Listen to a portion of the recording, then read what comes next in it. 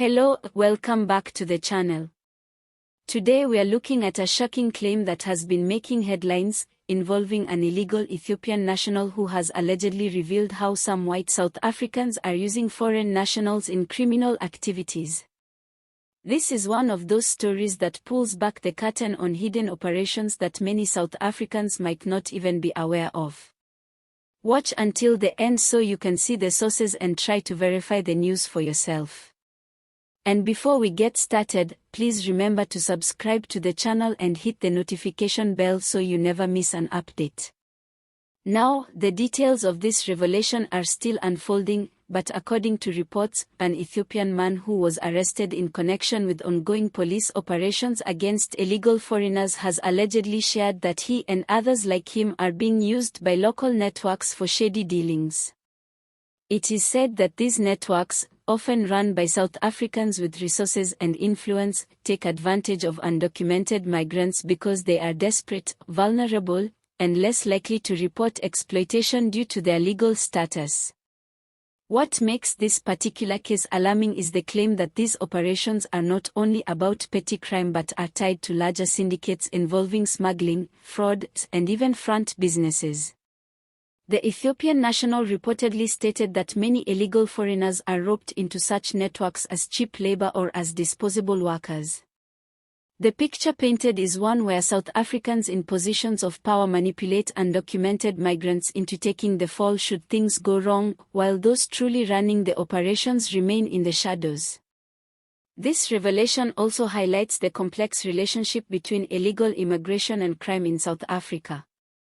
While the issue of undocumented foreigners has long been a heated debate, with communities raising concerns about the strain on services, this claim flips the narrative somewhat.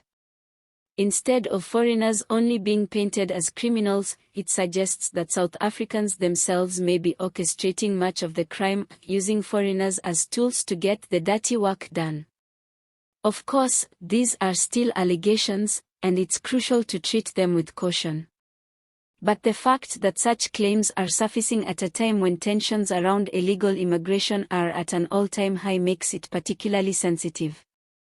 Communities across the country have been calling for stricter enforcement of immigration laws, while organizations like Operation Dujala have been pushing aggressively for undocumented migrants to be removed.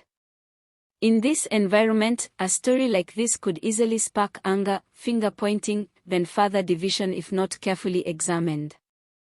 The role of law enforcement also comes into sharp focus here. If these networks are indeed operating as described, then it means that criminal syndicates are exploiting loopholes and thriving under the radar. For ordinary South Africans, it reinforces that sense of frustration. Not only are illegal foreigners here in large numbers, but some are allegedly being exploited in ways that feed into bigger problems like drug trafficking and financial fraud. But let's take a moment to look at the flip side. Could it also be that this claim is part of a bigger attempt to reduce pressure on foreigners by shifting blame onto locals? There are always multiple angles to consider, and sometimes in desperate situations, people may say things that make their own actions look less harmful. Either way, the allegations raise questions that authorities will need to dig deeper into if we are ever going to get clarity on what's really happening. For many South Africans, this isn't just about who is to blame, but about the real-life consequences. Communities are tired of living in fear of crime, tired of syndicates that seem untouchable, and tired of the endless political speeches with no real results. Whether it's South Africans or foreigners behind the operations, the truth is that ordinary people are the ones paying the price through unsafe streets, drug abuse, and economic strain. It's also worth noting that in many cases, foreigners who come into the country illegally do so out of desperation, escaping poverty or instability in their home countries. Once here, without legal documentation, they become easy prey for those who want to use them.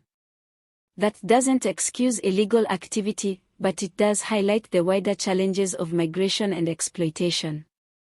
So where do we go from here? South Africans are demanding stronger border controls, tougher policing, and accountability for those running criminal networks, whether foreign or local. This case, if fully verified, may serve as a wake-up call that pointing fingers only at foreigners is not enough, and that some of the people pulling the strings are right here at home. Before I close, please make sure you subscribe to the channel so you can stay updated on more news like this. We make sure to bring you balanced updates that you can cross-check and verify. And now, for a little light joke before we wrap things up. Someone said the way syndicates are popping up in South Africa, if we aren't careful, even the neighborhood spoza shop might start offering loyalty cards for criminals. At least then, people would get some points back for all the trouble. All images used are for illustration purposes only. News sources: Sowetan Live, Daily Maverick, IOL.